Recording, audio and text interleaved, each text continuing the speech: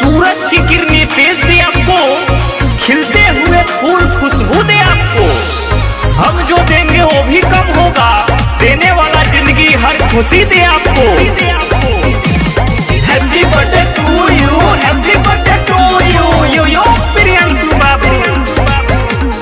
खुशी के आइल बाटे दिन हो, सजल बा घर रंगीन हो। Happy birthday to you, happy birthday to you. खुशी के आइल बाटे दिन हो, सजल बा घर रंगीन हो। बाटल जाई मिठाई, बाजार से जाके लाबो। काट केक प्रियांशु बाबू, हैप्पी बर्थडे मनाबो।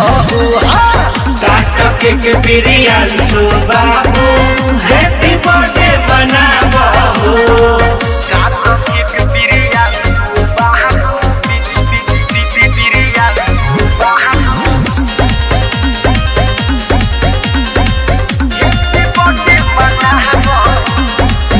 जुग जिये हमर बाबू, दुनिया में चार चांद लगई हो। दुनिया में चार चांद लगई हो। जुग जिये हमर बाबू, दुनिया में चार चांद लगई हो। देतानी दुआ, नाम रोशन करके देखाबो।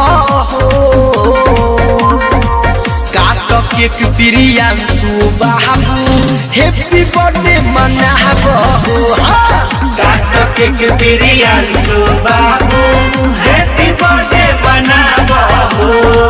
काट केक प्रियांशु बाबू, प्रियांशु बाबू। Mix one Parveen Premi. Happy birthday मनाबो। तोहरा लग जाए हमर उमर हो, जिये बाबू बन के तू अमर हो। जिये बाबू बन के तू अमर हो।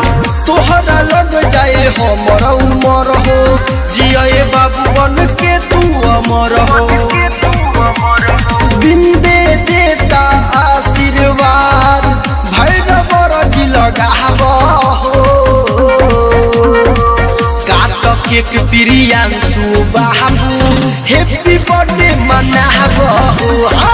काट केक प्रियांशु बाबू, हैप्पी बर्थडे मनाबो।